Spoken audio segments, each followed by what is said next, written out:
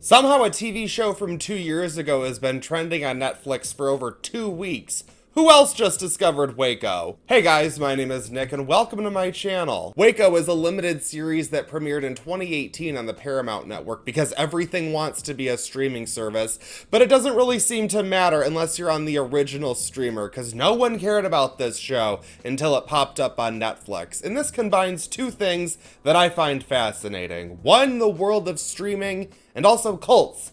I've been really into cults lately, which is super normal. And if you've just watched this series without having any prior knowledge of this case, then you really need to do a deep dive. If you're into true crime podcasters and YouTubers and such, Stephanie Harlow did a deep dive on this case. It was like a 5-part series.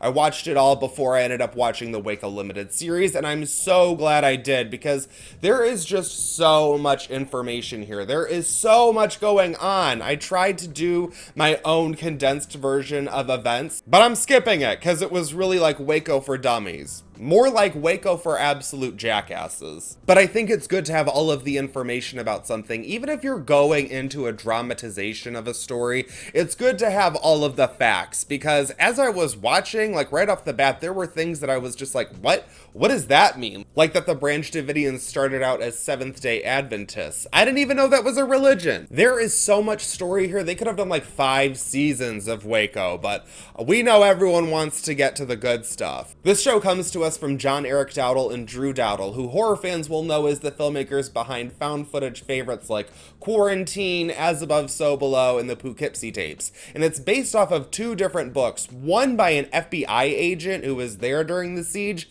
and also one of the survivors of the siege from the Branch Davidians. And they're both characters in the show. So this was my biggest problem with the show and why I think you need to do heavy research before watching it.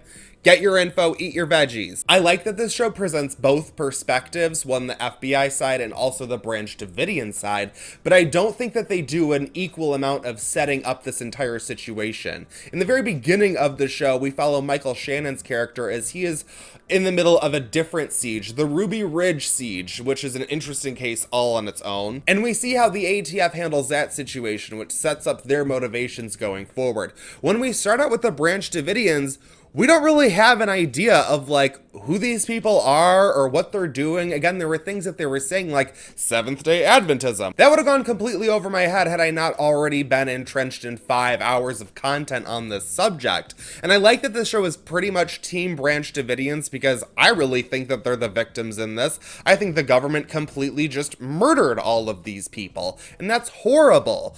However, I don't think this show actually gives you enough of the information from a broader perspective in order to really form your own conclusions. Unfortunately, I think in forming its narrative, it comes off as a little bit one-sided. One of the things that I find a little difficult here, even when I was just researching the Branch Davidians, was the idea of calling them a cult. I was like, I don't really agree with them. There's a whole lot here that I'm just, not into, but to call them a cult sounds a bit derogatory. There are a lot of different religious beliefs that I disagree with. I don't run around calling every religious group a cult though. And the Branch Davidians, I was thinking, no, they're just a religious group. But no, it's easy to gloss over some of the difficult stuff when you think about how this ends, but that doesn't mean that difficult stuff isn't there. And this is what I have a problem with this show because they barely address, I think, the worst thing that you could say the Branch Davidians were doing, and that's that obviously their leader, David Koresh, was, I'm gonna put this very lightly, marrying children in order to have as many babies as possible. Put 2 and 2 together, folks. That's messed up. That's really messed up. And I don't think that that means that they deserve what happened to them. Not at all. I think this whole thing should have gone down so differently. But at the same time, we can't completely forget that there was straight up going on in there? To me, I felt like the storyline that they wanted to play out with the ATF fit within this 6-hour block of storytelling. However, the Branch Davidians all on their own really could have used like several seasons. I mean, even just on a basic level, I really wanted to see more of just the actual characters within this compound.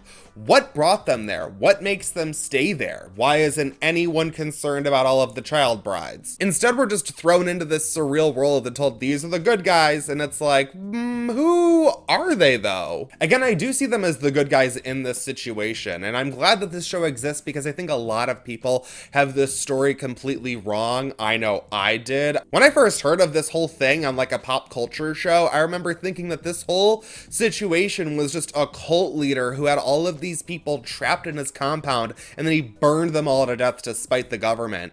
That is not at all what happened, but that is how it has been framed, especially in terms of the media, because of course, the entire thing here was that the ATF and the government pretty much used this entire siege and murder spree as a publicity stunt to try and look good, to make up for the past mistakes that they had made.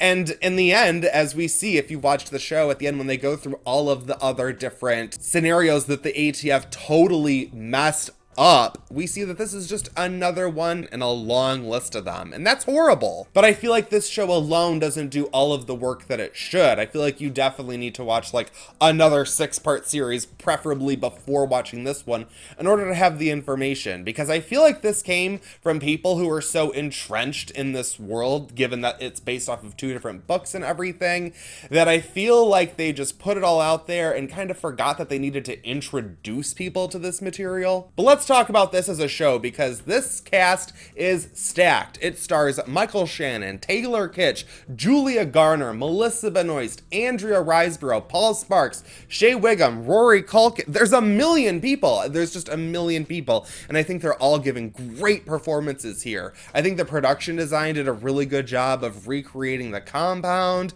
It all is really well done as a show. It's exactly what you would want out of a show based on a true event. This makes for a bingeable experience on Netflix. If you have a day off to kill and you want to get into it, then I think this really works. I think the writing is as good as it could be for condensing all of this material down to 6 hours. The performance is, again, great, solid direction. It's all really well done. I think this works as a dramatization of events, which can be entertaining, but I think the difficult thing that comes with true crime entertainment is that we sort of look to these shows and movies as if we're going to get the full story, and we have to take the responsibility on ourselves in order to get all of the information, because they're just trying to make a show. If I were to grade it, I think I'd give Waco a 3.5 out of 5. It was a good binge. I really liked all of the performances, and I thought it was just a well-done production. But I'm just going to keep reiterating it because it's the whole point of this video. Just, it was a good series and an interesting watch, but I don't think that you can just watch these shows